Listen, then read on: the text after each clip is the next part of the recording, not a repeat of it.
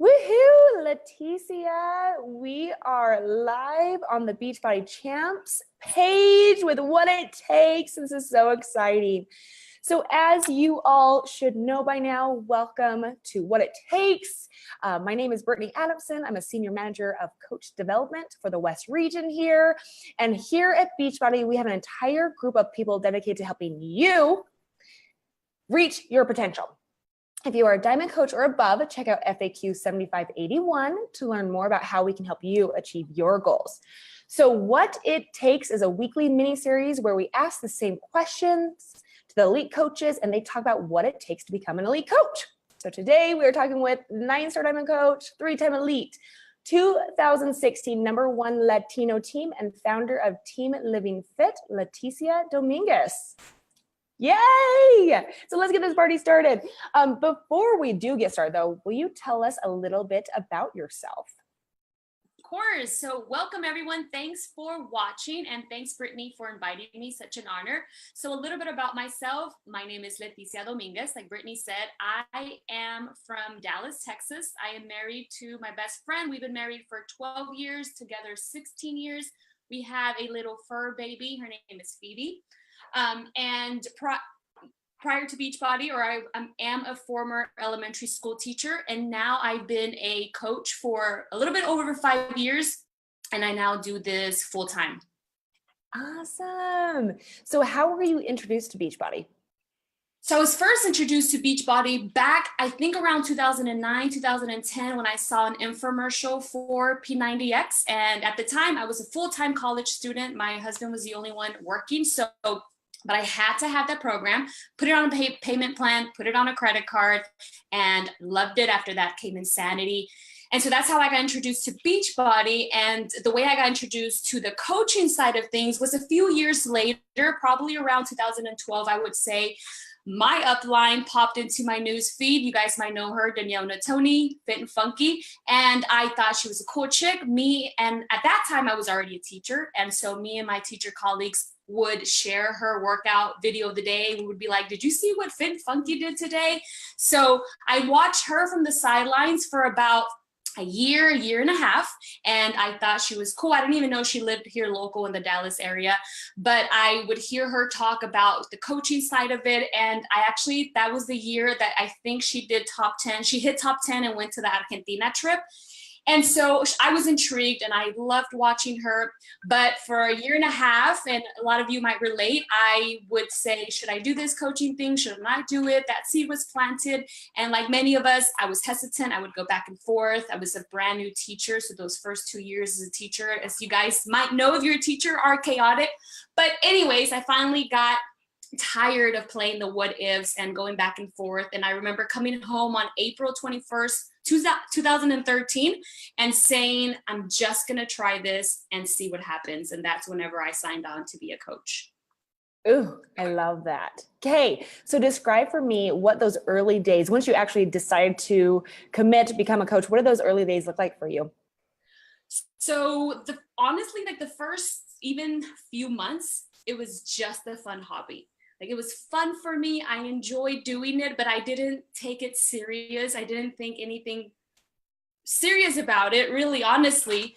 And it wasn't, so I signed up in April, right? And so a little bit after that was summer. And as a teacher, I have summers off. So I was just having fun with it. I was learning, but to me, it was just like a fun little hobby that brought me joy because I did love to help others and I did love fitness. And it wasn't until I attended that first Super Saturday, so that July, I attended the first Super Saturday, I met my upline in person for the first time. I met other people from our team and it became real. Because once you get to a first live event, it's like you're no longer behind the screens. You are actually surrounded by other coaches. I sat there and I heard success stories. I heard success stories of people having a lot of success in this business, not only financially, but also physically. And that's whenever the light bulb went off and I said, wait a minute, like this could be more than a hobby. And a little bit after that, the school year started. And so I would work this in pockets. It looked very different, of course, back then to the way I worked my business now, because as a full-time teacher, I had to work this business in pockets. And I remember I would get to work 45 minutes to an hour earlier than when my little ones arrived, so that I could use that time to just hustle in my classwork, get any school, in teacher work done that I needed to get done, because my objective was at the end of the school school day, when the little ones left, I wanted to get home as quickly as possible. And also, that was my first morning post. When they would go to lunch, that was another little pocket I had to, again, teacher hustle or check in my groups, make a social media post. When they would go to specials, PE, music, art, that was another little window.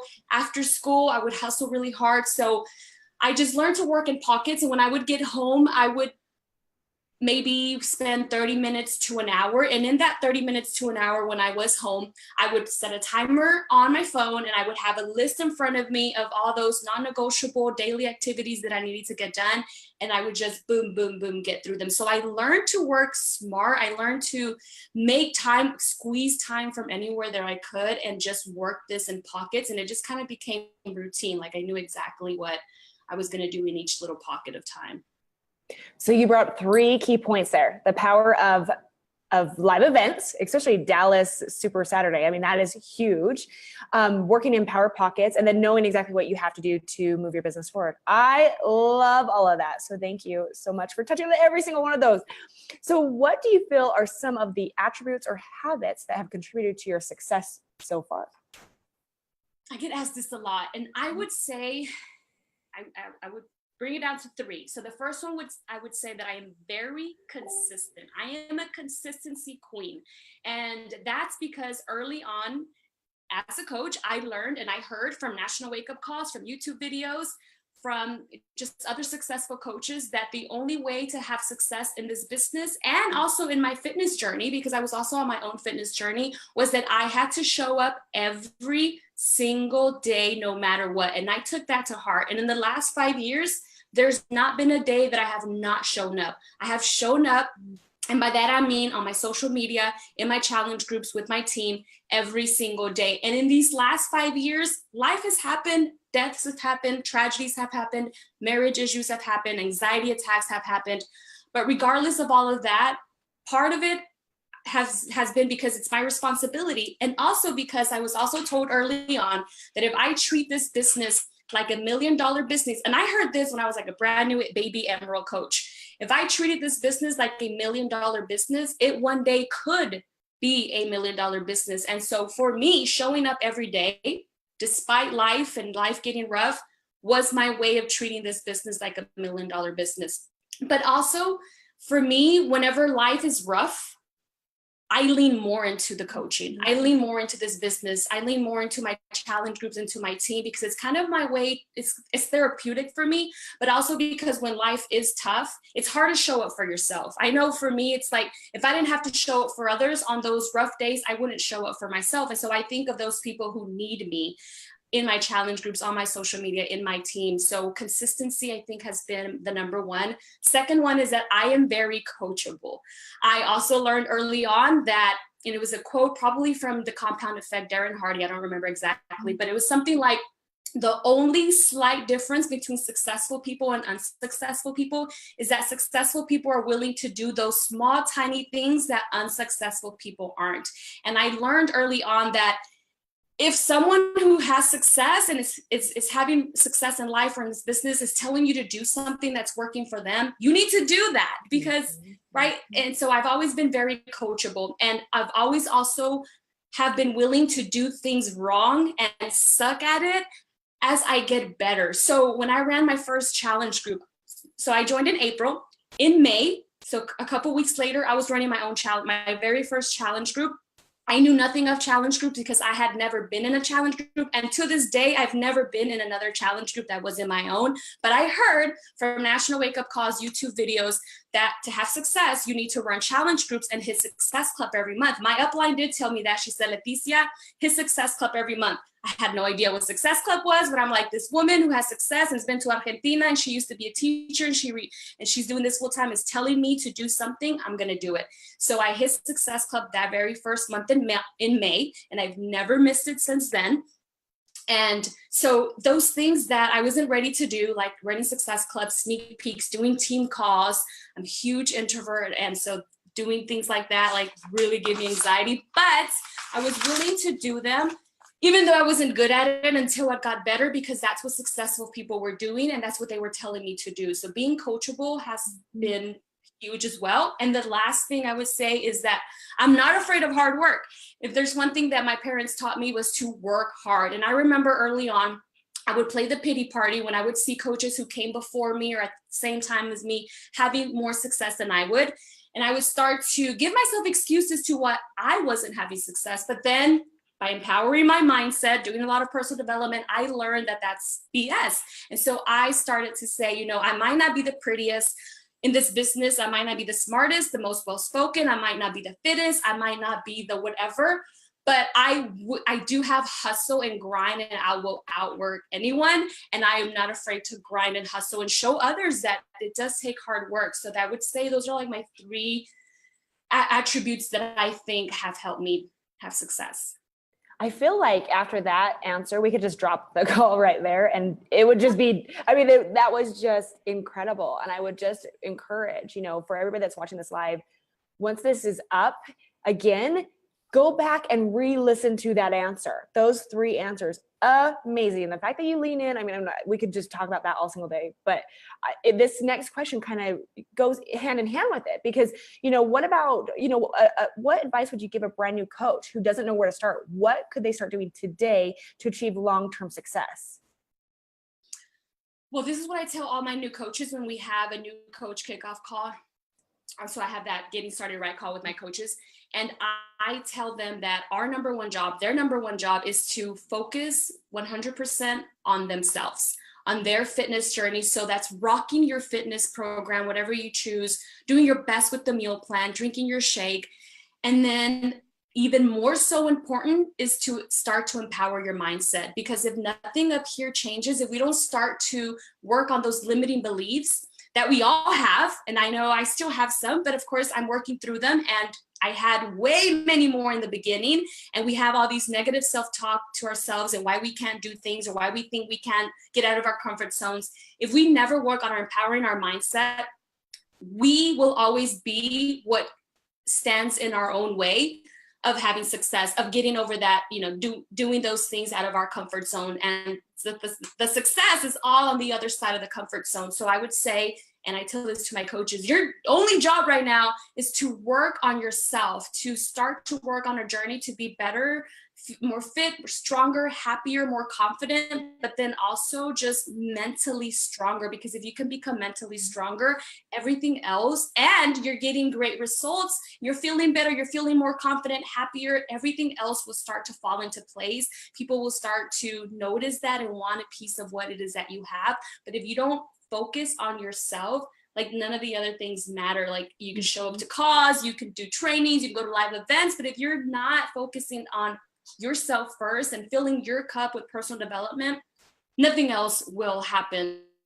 My number one tip for new coaches, where to start. And then the second thing would be to plug into cause with your upline. If you have an upline who offers a new coach basic or new coach academy, whatever it is that you call them, show up to that, take notes, but then take massive action and be willing to do those things that you're told to do. Be willing to be coachable, even if it seems scary, and you will probably not be the best at those things at first, but you will get better with time. And if you do not have an upline who maybe is very active, or maybe your upline went MIA or whatever the case, we have so many resources, National Wake Up Call, tons of endless YouTube videos.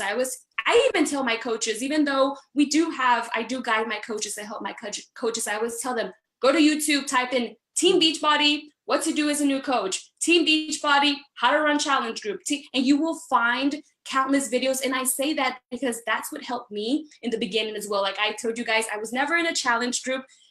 I went to YouTube and found videos from Anita Myron, Scotty Hobbs, Barbie Caleb, just all these coaches, and I was inspired and I learned from them. So you don't have to have a direct upline to help you.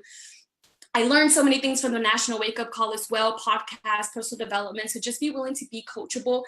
just really quick, a really quick side note. I have a coach who, and I share her story all the time just because it was like, oh, she joined me and she started to have success, not right away, probably like in 3 or 4 months. She's super consistent. One day I asked her, I'm like, what are you doing? Like, how are you hitting Success Club now all of a sudden and you weren't before? She said, I'm just doing what you're telling me to do. And I'm like, oh, you're being coachable. Like sometimes it's, and I know it sounds easier said than done, that's easier said than done, but really if people are telling you to do things, then that's exactly what we need to do. So be coachable. And that's it. Okay. So that is beautiful for a brand new coach. What about the coach that is struggling, that is wanting to give up? What advice would you give them? First, I would say we've all been there. And if you haven't felt like giving up in this business, then you're not doing something right. Something is not right. I would say like especially for the first 2 years for me, when I was juggling being both a teacher and a coach and a wife, there was many times where I wanted to quit. And in those times, I would always pinpoint it to where I wasn't working harder on myself than anything else. So that means I probably wasn't taking my own fitness journey as serious as I should have. Choosing a program from start to finish, giving it my all, doing my best with my meal plan. Because when you feel good, you're working out, you're feeling better, you're feeling stronger, more confident, like that shines through. Mm-hmm. And then also a lot of times I wasn't doing enough personal development, because sometimes we say, oh, sure, I listen to 5 minutes here and 5 minutes there. But if you don't have some concrete book or podcast that you're really learning from, and it's really filling up your soul and your heart, then it's not working for you. And so that was always my go-to. When I would feel like quitting, I would honestly shut everything down and I would focus back on me. And then also I would focus on the joy, because many times we get so caught up on I'm not doing this well enough, I haven't hit that, I haven't achieved this, and so that steals the joy. And many times I would say, stop, like, why did you join this business? I joined, one, because I wanted to make a difference in other people's lives. 2, I wanted to work on myself. And I would ask myself, because I also heard this early on, someone once said, maybe on a national wake-up call, something like, if the coaching side were to disappear, like we no longer got paid and Success Club was gone to do what we do, would you still use these products? Would you still run groups? My answer was always yes. Because even though, let's just say, Beachbody were to, the whole compensation, the business side of it were to go away, these products have forever changed my life. Helping others, regardless of the outcome, is what fuels my heart. And so if your answer is yes, if being a coach is helping you be stronger, healthier, happier, a better wife, a better mom, a better employee, just a better you, then you are winning and you are having success. It's not measured with Success Club points maybe now or income now, but why would you want to quit something that's enriching your life? Like, it doesn't make any sense to me, but I get it because I was there too. So in those moments, that's what I would focus on, just back on me, back into what gives me joy. And then I would do more of what brings me joy, which was to help women in my groups, or to help myself and to surround myself by motivating, empowering women. And then a lot of personal development. Love it. Okay. Last but not least, what is the best advice someone has given you regarding this business? So 2 things that I can think of. One is, and these were from personal development. I've listened to so many books, podcasts that they're all jumbled up there. But the first thing that I heard early on as a coach that really helped me, especially in those moments where I felt like quitting, was, I think it was from GoPro by Eric Worre. It was something along the lines of, it is no one else's responsibility for your success, not your uplines, not the government, not your parents, not your spouses. Like, it is no one's responsibility to help you or make you successful. When I read that in GoPro, I'm pretty sure it was in GoPro, it was like, drop mic, like light bulbs and going off, because I'm like, it's so true. It's no one's here to hold my hand. Like, when I signed on to be a Beachbody coach, my upline didn't say, hey, I'm going to hold your hand and make you successful. No, she gave me her job. My mentor, my upline's job was to present this opportunity to me. That's it. That was her only job. It was up to me to be coachable, to tune into what she offered, and then go above and beyond that and go do my own research, get lost in YouTube videos, show up for national wake-up calls, get my butt to summit, get my butt to live events, take action, do those scary things, be willing to fail forward over and over again. That was all on me.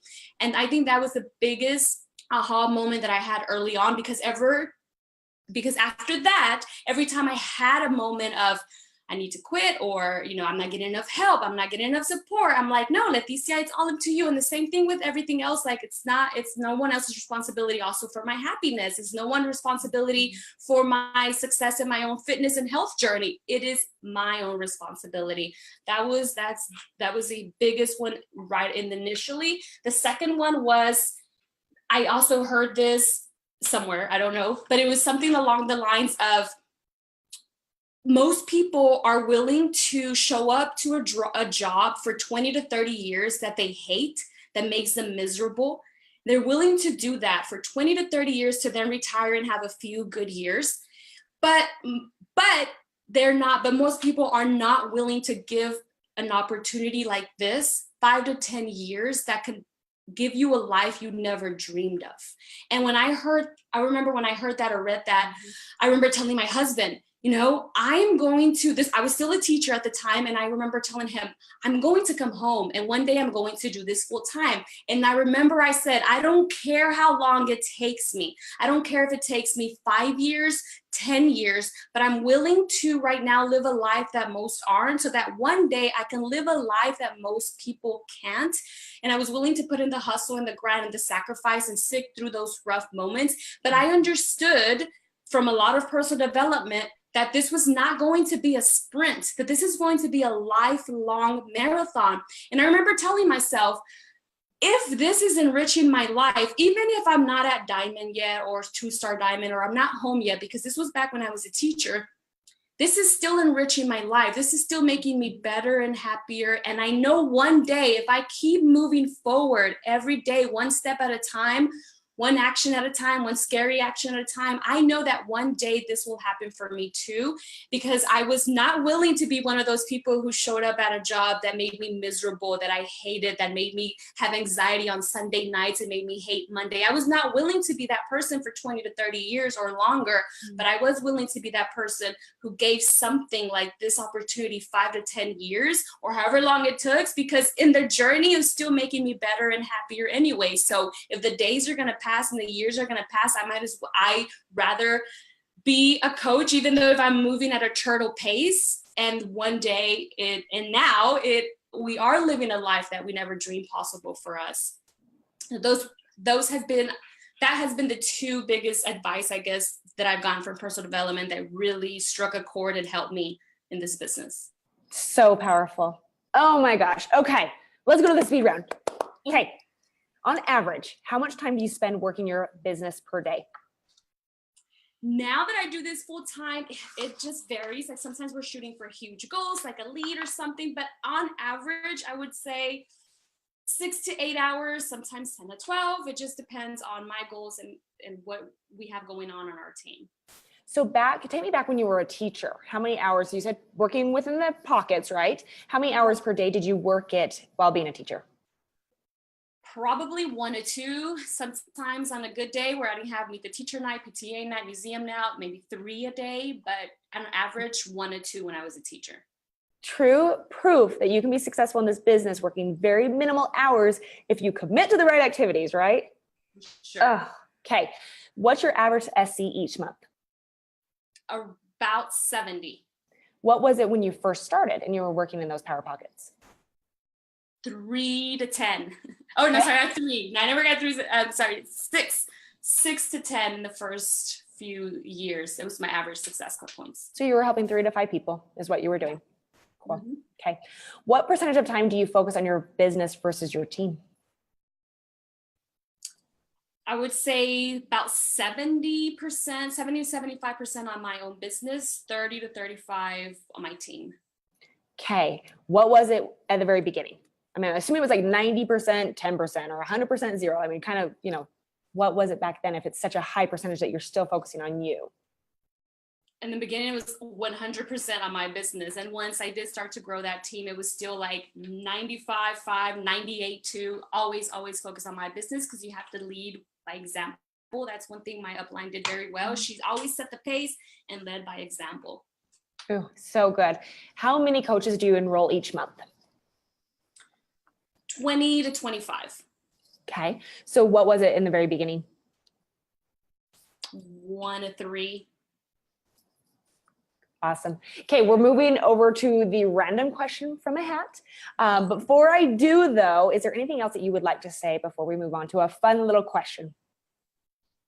No, I don't think so. I think I covered everything I wanted to touch on. Paint the picture of where you were at when you first started this business and how you have grown and progressed. And that should be very relatable to every single person that's in the Beach Body Champs page. Like, anybody can do this if they dedicate the right amount of time to do so. So, oh, you're amazing. Okay. I hope it's a good one. Oh, okay. What can always be found with you? My phone. Another one. Right? Okay, one more. What is your favorite Disney movie? Ooh, The Little Mermaid. Oh, that's a great one. Right? That shows our age right there. Oh my gosh, Leticia, thank you so much for popping on and really spending this time letting us know what it has taken for you to become a very successful coach. There were so many things that I wrote down. You're amazing at one-liners. Like, I love like mentally strong, be coachable, finding joy within the business again. But I would just really reiterate, coaches, go back and rewatch this recording, share this with your coaches. This was so powerful. And I just truly appreciate you taking the time with us today to share all your little nuggets. So thank you, Leticia. Thank you so much. Bye-bye, everyone.